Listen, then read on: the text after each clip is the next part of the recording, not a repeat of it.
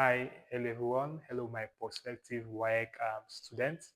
Now, welcome to the second part of the qualitative analysis question of 2026 WAEC Alternative to Practical A. All right, in this question, this is the second part of the question. If you not watch the first part, make sure you do well to check my previous video to see the first part of the question. Now, a disclaimer, this all what I will explain in this video is not the real wire question, right? Nobody has seen the wire question. It is just a possible outcome, possible analysis of what you will be facing based on the memo WIEC released. WIEC have released the memo of the sample C that will be used for qualitative analysis for this year. And we are told that sample C is a mixture of starch and lead carbonate. It's lead carbonate and this starch. Now, in this second part of the video, I'm going to explain to you how to record the possible outcomes, right? Possible outcome based on the sample C. What are the questions? What are the possible questions you might see in that WIEC question? So if you've not watched the first video, make sure you pause this video, do well to watch the first video so you understand all this process better, and also do well to subscribe to this page right now. And let's quickly dive into this question. Now we all know that in qualitative analysis, we normally record our informations in test, observation, and inference. Tests are the instructions you'll be given. Observations are the things you observe, and the inference is what the observation means. And you want to focus more on the inference. Now, let's quickly dive into that. First of all, like I said, sample C, lead and starch, they are insoluble in water. So just for clarity purpose, they might ask to divide sample C into two. The first portion, you ask to dissolve it in water, which you know is insoluble in water. So meaning that sample C will not dissolve in water, right? They might ask us to do that.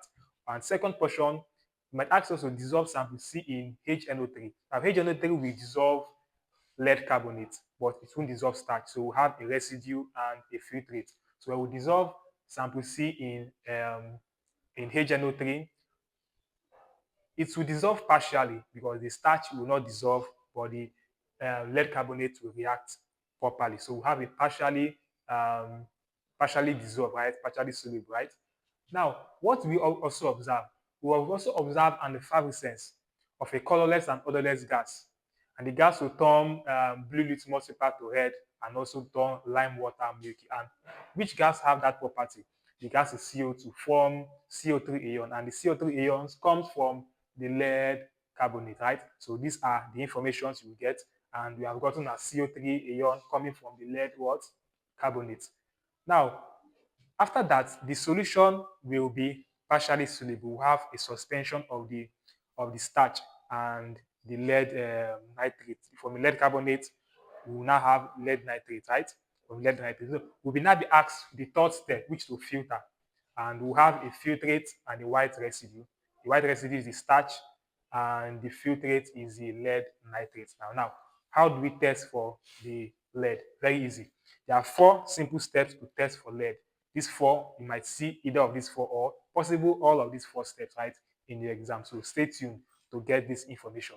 Now, the first test, we'll be asked to divide it into the different portions. The first portion, we can use sodium hydroxide to test for lead.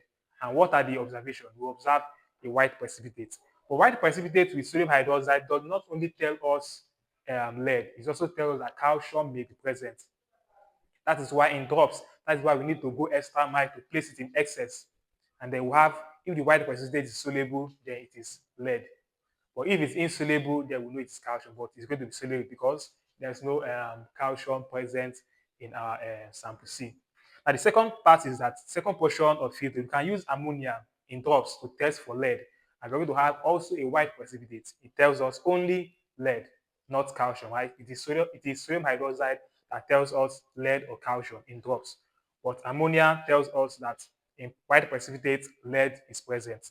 And in essence, the precipitate will be insoluble. That confirms that lead is what is present. Now, the third portion of it, or the third way we can test for lead, is by reacting with HCl. Now, HCl also gives us white precipitate of lead chloride present. Lead chloride is insoluble in water. So when we react with HCl, we have lead chloride, which is white precipitate. And that gives us a confirmation of lead present. Now, if we are asked to heat lead chloride under high temperature, it will dissolve on heating. But when it is cool, the lead chloride reappears again, and that is it. So you can be asked to test for this. In fact, I'm very, very sure you'll be asked to do this particular part. Third portion, HCl, white precipitate, and on heating, the white precipitate disappears. On cooling, the white precipitate appears, and that gives us a confirmation test for lead. And the last part, this is the main confirmation test for lead. Reaction with potassium iodide to have a yellow precipitate. A yellow precipitate formed confirms that lead is present. Now, the last part of it is the residue. Remember, we had a residue. Now, this residue, we use HNO3 to get the residue, right, of the sample C. Now, this residue also have some impurities in it, like the HNO3. And so we probably be asked to heat a residue. When we heat our residue, the HNO3 will evaporate. Now we will left with only the starch. Now the starch plus iodine, this iodine test for starch, we are obviously going to observe a blue-black color. Blue-black color, like a purple or dark purple color, something like that, right? A blue-black color. And that is the test for starch presence. Now, make sure you watch the first video in order to get the information very well. Stay tuned and subscribe to this page. Share to your friends and see you in the next one.